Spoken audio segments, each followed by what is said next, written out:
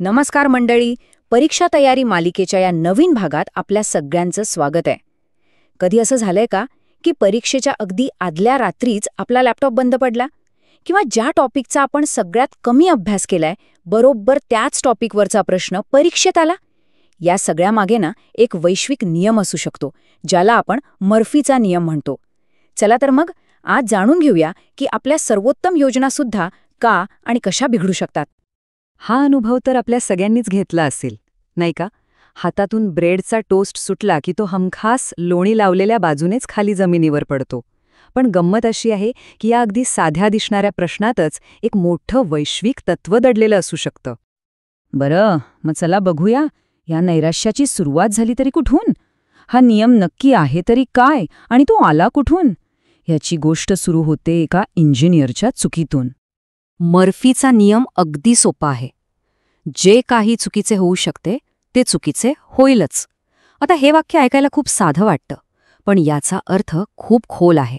याचा सरळ सरळ अर्थ असा की जर एखादी चूक होण्याची अगदी कमीत कमी शक्यता जरी असली तरी ती कधी ना कधी होणारच आहे. आणि म्हणूनच कोणतीही सिस्टम डिझाईन करताना आपल्याला प्रत्येक संभाव्य चुकीचा विचार करावाच लागतो. आणि हो, हा नियम काही हवेत नाही आला. याची एक खरीखुरी गोष्ट आहे. 1949 सालची.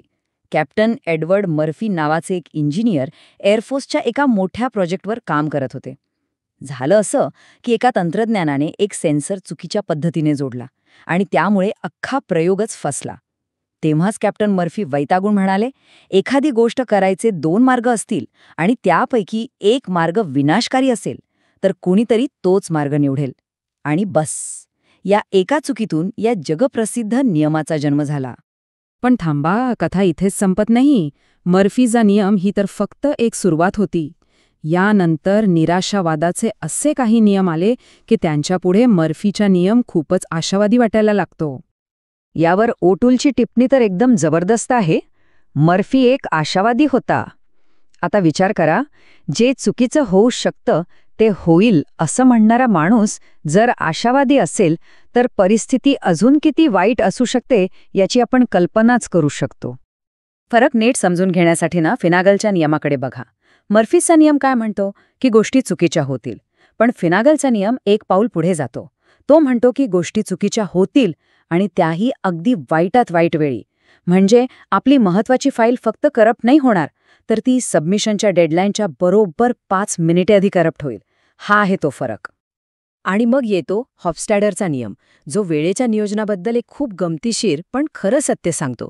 तो म्हणतो, एखाद्या कामाला अपेक्षेपेक्षा जास्तच वेळ लागतो जरी तुम्ही हॉफस्टॅडरचा नियम विचारात घेतला तरीही. म्हणजे काय? समजा आपण विचार करतो की हा अभ्यास 2 तासात होईल, पण हॉफस्टॅडरच्या नियमानुसार आपण 3 तास धरूया, तरीही आपल्याला ते काम करायला 4 तास लागतील. परीक्षेच्या तयारीसाठी हे लक्षात ठेवणं किती महत्वाचं आहे, नाही का? आता हे निराशावादी नियम फक्त आपल्या वैयक्तिक आयुष्यापुरतेच मर्यादित नाहीत. ते आपल्या कामाच्या ठिकाणी आणि मोठमोठ्या प्रकल्पांमध्येही तितकेच खरे ठरतात. चला पाहूया कसे. ऑफिसच्या जगात तर 3 नियम खूपच प्रसिद्ध आहेत. पीटर प्रिन्सिपल सांगतो की कर्मचाऱ्यांना त्यांच्या अकार्यक्षमतेच्या पातळीपर्यंत बढती मिळत राहते. डिल्बर्ट प्रिन्सिपलनुसार जे सर्वात अकार्यक्षम लोक असतात त्यांना मुद्दाम मॅनेजमेंटमध्ये पाठवलं जातं, जेणेकरून ते कमीत कमी नुकसान करतील.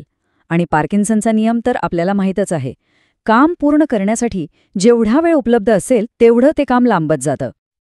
आणि हे तर प्रकल्प व्यवस्थापनाचं एक कटू सत्यच आहे, ज्याला 90-90 नियम म्हणतात.